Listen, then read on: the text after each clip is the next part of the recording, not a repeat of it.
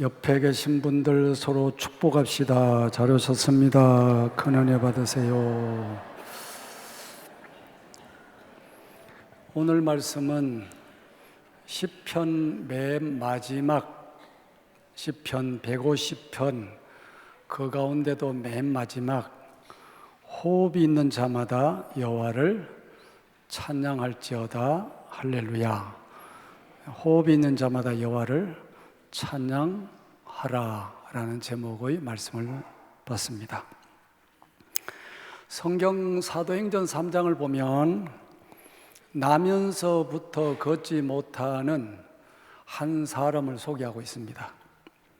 이 사람은 창세기 1장을 보면 하나님이 세상을 만드실 때 첫날 지으신 걸 보시고 보시기에 좋았다. 둘째 날 또 보시기에 좋았다. 마지막 날 사람을 만드시고 난 다음에도 심히 좋았다. 그렇게 말씀하셨는데 나면서부터 안전병이 된 이 사람은 하나님 보시기에 좋은 삶이 아니지요. 나면서부터 안전병이 됐으니까 그가 하는 일은 사람들이 그를 업어다가 성전 미문이라고 하는 곳에 데려다 놓으면 하루 종일 한 푼 주십시오, 한 푼 주십시오 이렇게 구걸하면서 사는 인생이니까 그의 인생을 아름답다라고 표현할 수는 없을 것 같습니다. 베드로와 요한이 기도하러 올라가는 그날에도 여전히 이 사람은 한 푼 달라고 손을 내밀었는데 베드로와 요한이 그랬습니다. 당신이 원하는 돈은 내가 없네. 돈은 없는데 말이지 우리가 갖고 있는 게 있어. 우리가 갖고 있는 것은 나사렛 예수 그리스도의 이름이다. 나사렛 예수 그리스도 이름을 받아라. 우리 전도가 뭐냐? 하나님을 모르는 사람에게 하나님과 예수 그리스도를 아는 것이 영생이라. 요한복음 17장 3절의 말씀인데 예수 그리스도를 받으라고 권하는 거예요. 예수 그리스도를 믿으시오. 예수 그리스도를 받으십시오. 돈은 줄 수 없어요. 없으니까. 그러나 예수 그리스도 이름으로 일어나십시오 하고 손을 내밀고 그를 일으켰더니 이 사람이 벌떡 일어나서 발과 발목에 힘을 얻고 뛰어서서 다니며 성전에 들어가고 걷기도 하고 뛰기도 하면서 하나님을 찬송했다. 인생이 완전히 변했지요. 보기에 아름답지 않았던 이 사람이 예수 그리스도 이름을 받고 일어나서 걷기도 하고 뛰기도 하고 하나님을 찬양했다. 하나님 보시기에 좋았다, 아름다웠다. 하나님을 찬송하는 사람이 됐다는 거예요. 여러분이 하나님을 찬송하는 사람인 줄 믿어요. 그러면 여러분 주변에 하나님을 찬송하지 않는 수많은 사람들이 우상 숭배하고 세상에 매여 있고 세상에 눈 돌아가 있는 많은 사람들, 그들에게 우리가 복음을 전해야 된다. 예수 그리스도 이름을 줘야 된다. 예수 그리스도 이름으로 그들을 일으켜서 하나님을 예배하고 하나님을 찬양하고 하나님을 섬기고 그래야 된다. 이 한 사람이 하나님 보시기에 아름답지 않았던 이 한 사람이 변화될 때에 많은 사람들이 놀랐습니다. 아니 저 사람 도대체 저 사람 그 성전 미문에 앉아있던 안전병이 아니냐? 저 사람이 갑자기 저렇게 변화가 됐다. 하나님을 찬송하는 사람이 됐다. 많은 사람이 놀랄 때에 베드로가 일어나서 설명을 했어요. 요즘 이렇게 설교를 했더니 그 설교의 한 부분을 소개하면 이런 겁니다. 베드로가 설명하는 내용 가운데 한 대목입니다. 여러분, 이 일에 대해서 굉장히 놀라고 계시는데 여기에 대해서 진실을 이야기해 주겠습니다. 여러분들은 거룩하고 의로운 분은 거절했고 살인한 사람은 놓아주라고 외쳤습니다. 이거는 복음서에 나온 내용을, 그 당시에 일어났던 사건을, 그때 유대인들, 예수님을 십자가에 못 박았던 그 사람들 앞에서, 또 이 안전병기가 일어난 이 사건을 보면서 굉장히 놀란 사람들에게 베드로가 복음 설명을 해주는 겁니다. 복음 설명해 주는 거예요. 거룩하고 의로운 분을 여러분이 거절했습니다. 그때 거룩하고 의로운 분이 누구냐?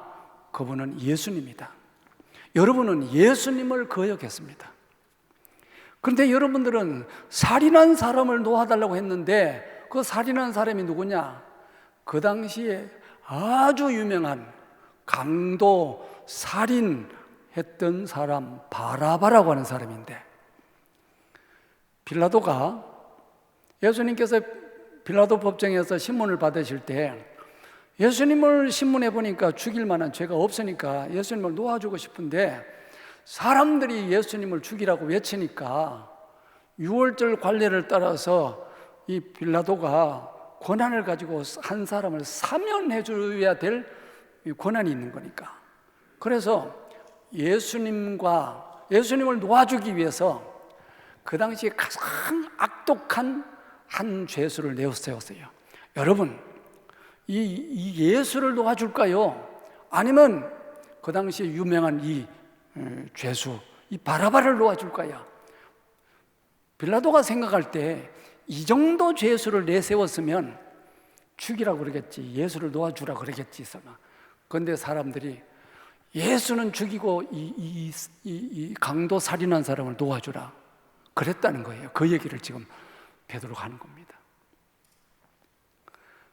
베드로가 전하는 내용의 실체가 뭐냐?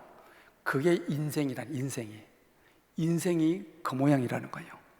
오늘날에도 사람들이 옳고 그런 거를 분별을 잘 못하는 말이야. 죽을 길도 모르고 이러는 사람들이 그렇게 어리석다는 거예요. 여러분들이 그렇다는 거예요. 여러분들이 예수를 죽이라 그러고 여러분들은 살인자를 놓아주라고 이야기했습니다. 이것이 실제적인 사람들의 모습이고 사람들의 악함이라는 거예요. 그러면서 베드로가 설교하기를, 그러나 여러분들이 알지 못해서, 사도행전 3장 17절입니다. 너희가 알지 못하여서 그리하였으며 너희 관리들도 그리한 줄 안다. 몰라서 그랬겠지. 알면 어떻게 그럴 수 있겠냐? 몰라서, 어리석어서 여러분들이 그렇게 한 줄로 내가 알겠다. 옛날이나 지금이나 사람들이 마땅히 하나님을, 우리를 지으신, 세상 모든 만물을 창조하시고 우리를 지으신 하나님을 향해서 마땅히 경배, 찬양, 호흡이 있는 자마다 여호와를 찬양할지어다. 마땅히 그래야지요. 그런데 그렇게 하지 않고 우상 숭배하고 하나님을 모른다고, 이거를 옛날이나 지금이나 이사야 선지자가 그렇게 이야기해요. 이사야 1장 3절입니다. 소는 그 임자를 알고 나귀는 그 주인의 구유를 알건만은 이스라엘은 알지 못하고 나의 백성은 깨닫지 못한대. 하나님을 모르는 수많은 사람들이 세상에서 소새끼보다 못하다, 나귀새끼보다 못하다, 이런 얘기죠, 사실은. 바로 우리가 회개해야 될 것, 성경에 회개해라, 회개하고 주 예수를 믿어라, 그리하면 구원을 받으리라, 이렇게 돼 있잖아요. 회개가 뭐냐? 오늘날 사람들이 회개를 잘 몰라요. 회개를 잘 모른다. 회개는 뭐냐? 사람들이 이 회개에 대해서 헷갈려서 이렇게 생각합니다. 회개는 내가 뭐 잘못했는데, 아이고 내가 뭐 거짓말했는데, 그것도 물론 반성하고 회개해야지. 아이고 내가 무슨 나쁜 짓을 했다. 사람들이 말하는 이 땅에 우리가 살아가면서 윤리, 도덕 이런 게 있잖아요. 거기에 대해서 저촉됐으면 아이고 내가 잘못했어요, 내가 그렇게 하지 말아야지, 이렇게 해서 그거를 반성하고 그거를 사람들은 회개라고 생각해요. 그것도 일종의 회개의 큰 범주 안에 들어갈 수 있어요. 그러니까 성경이 말하는 진짜 회개는 그게 아니고, 하나님을 배반하고 하나님을 모르고 하나님을 섬기지 않고 엉뚱한 걸 섬기고 하나님과 원수되어 있는 것을 너가 돌이켜서 하나님을 바라보고 하나님을 알고 하나님을 경배하고 하나님으로 호흡하고 하나님으로 네 인생 세워가고 이렇게 하지 않았던 것을 돌이켜라. 이게 회개입니다. 회개는 하나님과 나와의 관계를 말하는 겁니다. 보통 우리는 이 땅에 있는 윤리 도덕적인 어떤 부분에 대해서 이건 내 잘못했으니까 회개합니다. 큰 범죄에 이거 억지로 갖다 놓으면 그거 회개죠. 그거는 반성하는 거고, 그거는 세상적인 어떤 부분에 대해서 우리가 다시 안 그래야죠 이런 거지만, 성경의 말씀이 회개하고 주 예수를 믿으시오 이 말은 회개하고 주 예수 그리스도 하나님의 아들 예수 그리스도를 믿는 하나님과 바른 관계에 들어가는 걸 회개라고 한다. 아멘. 이 회개를 바로 알아야 왜 우리가 전도해야 되는지, 왜 사람들에게 복음을 전해야 되는지 아는 거예요. 그러니까 여러분들 주변에 하나님을 모르고 세상이 전부다 그러고 세상 것 가지고 우쭐대고 세상에 목매여 있는 그런 사람들에게 이 주인을 모르는, 이 주인을 모르는 거야. 자기를 낳은 부모를 모르는 거죠. 여러분이 자녀를 키우고 있는데 이 자녀가 이웃집 아저씨한테 따라다니면서 아버지 그러고 여러분 자녀인데 여러분을 만나면서 여러분을 쳐다보면서 아저씨 이렇게 하면 여러분 어떻겠어요? 그 아이가 착하게 살고 그 아이가 어떻게 살고 그게 문제가 아니지. 이 아이가 나보고 아버지라고 그래야 되는데 이웃집 아저씨 아버지 그러고 이러면 안 되잖아요. 인생이 그렇다는 거예요. 인생이 하나님을 경배해야 됩니다.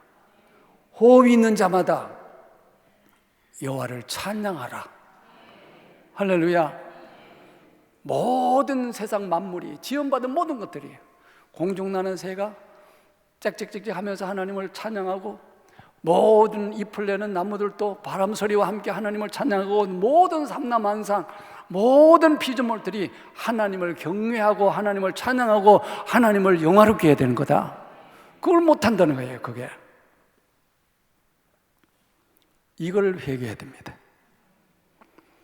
이거를 회개하고 예수 그리스도 안에서 죄 씻음을 받을 때에 우리의 심령이 새로워지는 은혜가 임하는 겁니다. 오늘날의 세상의 모든 군왕들이 헛된 꿈을 꾸고 예수 그리스도를 대항하고 있죠. 이 세상의 군왕들이 헛된 꿈을 꾼다라고 하는 것은 그냥 왕들이나 총리나 대통령 이런 사람만이 아니고 세상의 군왕들이, 이 말은 세상의 모든 것을 대표해서 표현하는 거죠. 세상의 모든 사람들이 헛된 꿈을 꾸고 하나님을 대항해서 마치 자기들이 주인인 것처럼 그렇게 살아가고 있다는 거예요. 그때 하나님이 선포하시는 겁니다. 만왕의 왕이 통치하신다. 예수 그리스도가 만왕의 왕이다. 누구든지 예수를 믿으라. 예수께로 돌아와라. 그렇게 선포하시는 거예요.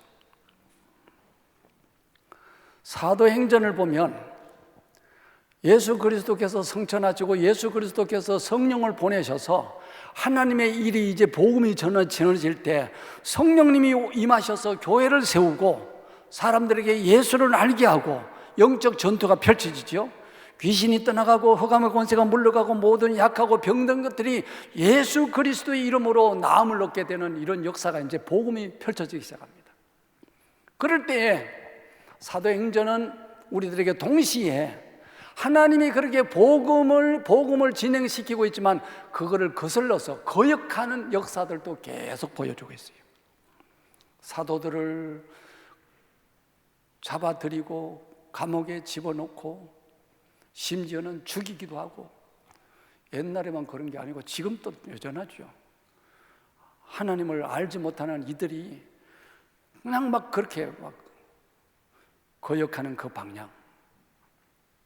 심지어는 아나니아와 삽비라 같은 사람들은 예수 이름으로 자기 명예를, 이거는 또 교회를 다니면서도 진짜 하나님을 향해서 찬양하고 하나님을 경배하지 않고 그냥 예수 이름을 빙자해서 자기 명예나 자기 어떤 것을 얻기를 원하는 아나니아와 삽비라 같은 그런 부부에 대한 소개도 하고 있어요. 세상이 늘 그런 지경이 되어 있는 겁니다. 이런 인생들이, 즉 삶의 초점을 잃고, 초점 뭐예요? 어물전 고기 눈깔처럼 하나님을 뚜렷하게 바라보고 해야 되는데 허물허물해져가지고 하나님을 향해서 호흡이 있는 자마다 여호와를 찬양하는 그 살아있는, 그래서 푯대가 분명해지고 하나님을 경외하고 하나님을 기뻐하고 하나님을 소망하고 하나님을 힘삼고 하나님을 방패 삼고 이렇게 살아야 되는데 그렇게 살지 못하고 우리 허리멍텅해져서 초점 잃은 인생, 그런 인생이 세상의 부직이라, 부직이야. 자기들이 뭐 돈이 있네, 뭐 권력이 있네, 뭐 해서 잘났네 못났네, 뭐 별소리를 다 해도 눈이 벌써 초점을 잃어버렸다. 허물허물해져 버린 거예요. 하나님을 거역하고 방해하고 초점을 잃고 살아가는 하나님의 교회를 핍박하는 수많은 사람들이 이 사도행전에 등장하고, 그것이 이 사도행전에 등장하는 이 얘기는 바로 그 성경에 있는 그 얘기가 역사 가운데 늘 일어나고 있다는 것이 이제 성경에 기록된 내용이란 말이지. 그 중에 가장 강력하게 초점 잃고 하나님의 교회를 핍박하고 했던 사람이 사울입니다. 사울은 지난주에도 말씀드렸다시피 율법주의자고, 정말 예수 그리스도의 교회를 아주 씨도 안 남기고 아주 멸해버리려고 하는 그런 계획을 갖는, 이런 사람을 하나님이 어떻게 해요? 거꾸로 떨어서 복음을 전하는 사람으로 만드셨다는 그 얘기예요. 사람들이 다 놀랬지요? 아니, 어제까지 교회를 핍박했던 저 사람이 하루아침에 뒤집혀가지고 복음을 전하는 사람이 됐다고. 혹시나 위장 전입한 거 아니냐? 초대교회는 예수 믿는 사람들이 핍박받고 그러기 때문에 숨어서 예배를 드렸어요. 여러분이 차를 타고 가다 보면 차의 뒤에다가 이렇게 물고기 모양으로 이렇게 돼 있는 거, 그런 거 혹시 보신 적이 있습니까? 예수가 그리스도다 이렇게 들고, 못 보신 분은 눈이 좋은 분들이고 이렇게 그거 있는 거, 그거 뭐냐, 초대교회 모일 때 그 비밀 표시입니다. 물고기 따라 쭉 가면 그 모이는 장소, 찬양의 그 상징이거든요. 그런데 초대교회는 그거 힘들어요. 혹시 어제까지 교회를 핍박했던 사람이 저렇게 해서 위장 전입을 해서 들어와서 그래서 교회를 다 멸하려고 그런 거 아니냐? 사람들이 그걸 의심했습니다. 혹시 여기 신천지 위장 전입에서 있는 사람이 있어요? 혹시? 이렇게 그런 것처럼. 그 사람들이 경계를 했어요. 그때 하나님께서 아나니아, 여기 이 사도행전 아나니아가 두 사람 나옵니다. 한 사람은 성령을 속이다가 즉사한 사람이고 죽은 사람이고, 또 한 사람은 아나니아, 같은 이름인데 이 사람은 선지자예요. 이 아나니아에게 하나님의 말씀이 있습니다. 사람들이 사울을 보고 매우 놀라고 의심하고 당황스럽게 여기는데 걱정하지 마라. 이 사람은 내 이름을 이방인과 임금들과 이스라엘 자손들에게 전하기 위해서 내가 택한 그릇이다. 놀랍지요? 그에게 안수했더니 새 눈이 열려서 복음을 전하는 자가 됐습니다. 즉 복음이 전해질 때 하나님은 어떤 사람이든지 그 사람을 거꾸로 때려서 눈을 열어서 다시 복음을 위해서 쓰임받는 사람으로 하나님이 그렇게 만드셨다는 거예요. 그래서 복음이 쭉 전해지기 시작했습니다. 얼마 전까지 교회를 대적하는 사람이 갑자기 교회 오면, 우리들도 마찬가지지, 저 사람이 진짜 뒤집어져서 왔는지 진짜 그런지 옛날이나 지금이나 마찬가지입니다. 그러나 하나님은 그렇게 일하시는 분이다. 하나님은 그렇게 사람을 뒤집어서, 아멘. 그래서 여러분들이 작정을 하면, 다시 시작, 전도는 열매입니다. 작정하면 주님이 일하십니다. 여러분이 작정을 해서 하나님 앞에 올려드리고, 아멘. 하나님이 이 영혼을 구원하기를 원합니다. 이 사람은 전라도에 있습니다. 이 사람은 경상도에 있습니다. 이 사람은 충청도에 있습니다. 이 사람은 서울에 있습니다. 또 여기 우리 교회로 직접 모시고 올 분들 모시고 오지만, 모시고 오지 못해도 그분들 어떻게 하라고요?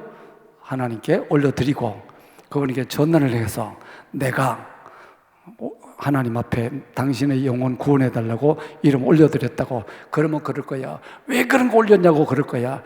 글쎄 내가 하나님 앞에 보고한다고, 당신은 하나님께 돌아와야 된다고, 좋은 말 할 때 오라고 그렇게 전화를 다 하면. 아멘. 그래서 여러분들이 우리 교회 오실 분만 작정해서 하는 게 아니고 누구라도 다 여러분의 일가 친척도 있을 것이고 다 있는데 한 번도 빠짐없이 그 작정서를 내고 그를 위해서 기도하시라고. 그러면 하나님이 일하신다. 할렐루야. 하나님이 뒤집어서 그 사람을 뒤집어서 말이에요. 호흡이 있는 자마다 뭐 하라고요? 여호와를 찬양하라. 너무너무 좋죠. 사도행전 10장을 보면 한날에 두 사람이 환상을 봅니다. 환상. 한 사람은 이방인이 환상을 봐요. 고넬료라고 하는 사람이 환상을 봤는데 환상의 내용이 뭐냐? 너는 저기 그 바닷가에 피장의 집에 있는 베드로라고 하는 사람을 너가 청해서 구원받을 말씀을 들으라는 거야. 이 고넬료라고 하는 사람이 구제하고 기도하고 하나님을 경외하고 이래 지냈더니 이 고넬료라고 하는 사람이 하나님 환상으로. 근데 그 동시간대에 베드로도 환상을 봤어요. 어떤 환상을 봤냐? 하늘에서 그릇이 하나 내려오는데 그 그릇을 봤더니 유대인들은 레위기 11장에 있는 말씀대로 먹을 것과 먹지 말아야 될 음식이 있잖아요. 쪽발이 뭐 안 된 거, 비늘이 없는 거 이런 거 있잖아요. 먹을 것 먹지 말아야 될 게 구분했는데 근데 먹지 말아야 될 것도 담겨서 내려온 거야. 그래서 베드로가 그러죠. 주여, 나는 어릴 적부터 하나님이 금하신 걸 먹지 않았습니다. 즉 부정한 음식을 먹지 않았습니다. 그랬더니 다시 올라갔다가 다시 또 내려와서 또 먹어라. 아닙니다. 못 먹습니다. 못 먹습니다. 3번까지 그렇게 할 때에 마침내 하나님의 음성이 들려오기를 하나님이 깨끗하다고 한 것을 너가 못 먹을 이유가 뭐 있냐? 그러고 있는데 밖에서 한 사람이 왔잖아요. 고넬료가 보낸 사람이 온 거야. 그래서 여차여차 설명을 하고 난 다음에 베드로가 따라가요. 가보니까 이방인이잖아. 이방인 집이잖아. 그래서 구원받을 말씀을 이 복음을 전할 때 거기에 성령이 역사했어요. 그때서야 베드로가 깨달았습니다. 아, 유대인만 구원받는 게 아니고 이방인들에게도 복음을 얻는 길을 열어주셨구나. 은혜를 열어주셨구나. 아멘. 이방인들에게도 복음이 다 세상의 모든 열방과 민족들에게 하나님께서 복음의 문을 열어주셨구나. 이거를 알게 된 겁니다. 오늘 우리들에게도 이 복음이 전해졌고 그래서 우리가 예수 믿고 구원받았으니 이 복음이 막히지 않고 우리의 이웃들에게 계속해서 복음을 방해하는 수많은 세력들이 일어나고 수많은 일들이 있겠지만 우리는 끊임없이 영적 전투를 하면서 모든 인생들아 여호와를 찬양해야 된다. 모든 인생들아 회개하고 하나님께로 돌아와야 된다. 모든 인생들아 영혼이 살아서 하나님을 알아야 되는 거다. 이 복음을 전하게 되는 겁니다. 이 복음을 위해서 하나님께서 우리에게 교회를 주셨고 여러분을 부르셨고 이렇게 함께 하나님의 말씀을 듣게 하신 거예요. 그래서 오늘 여러분들이 아직까지 작정을 안 하시면 다 작정을 하셔야 돼요. 작정하시면 하나님이 일하신다. 할렐루야. 바울과 실라가 빌립보 감옥에 갇혔습니다. 그 밤에 찬양을 불렀습니다. 기도를 했습니다. 그랬더니 막 옥문이 흔들렸습니다. 지진이 나고 막 흘리고 쇠사슬이 다 풀렸습니다. 자다가 간수가 깨보니까 막 옥문이 다 열리고 막 죄수들에게 쇠사슬이 다 끌어내고 이제 큰일 났다 이거. 야 이거 죄수들이 들어가면 그때는 죄수가 도망가면 대신 자기가 형벌을 받아야 되니까 사형수가 도망가면 자기가 죽어야 되고 10년짜리 도망가면 자기가 10년 받아야 되고 이러니까 자결을 하려고 했다. 그때 바울이 그러지 마십시오. 우리가 여기 있습니다. 그랬더니 간수가 쫓아가서 말하기를 선생님 우리가 어떻게 해야 구원받을 수 있겠습니까? 회개하고 주 예수 그리스도를 믿으라. 그리하면 너와 내 집이 구원을 얻으리라. 회개. 이제부터 하나님을 믿으라. 아들 예수 그리스도가 너희의 죄를 위해서 오셨다. 너희의 죄를 없애주러 오셨다. 그 예수를 믿고 죄사함 받고 너희의 영혼이 구원받아 하나님을 찬양하는 사람이 되라는 거지. 그래서 이 사도행전을 통해서 복음이 전해지는 이 역사가 오늘 이 100여 년 전에 우리 한국도 얼마나 깜깜했는지 몰라. 우리 역사 공부 다 했잖아요. 쇄국 정치를 하면서 그냥 옛날 그 사진전에 보면요, 진짜 여러분들 이 시대에 태어난 게 감사해야 돼요. 에? 이 시대에 태어난 게 감사해야 돼요. 옛날에는 그 화장지가 없어가지고 지푸라기를 가지고 똥구멍을 닦았는데 똥구멍이 찢어지고 막 이렇게 해가지고 막 그러니까 위생이 되겠어요, 그게. 그런 시대. 지금은 막 그냥 우리나라도 하루에 밥 3끼 먹는 것도 오래되지 않았습니다. 그죠? 너무 좋은 시대. 이럴 때 먹고 배부를 때에 복음 전하지 않으면 되겠습니까? 하나님 앞에 얼마나 우리가 매맞겠습니까?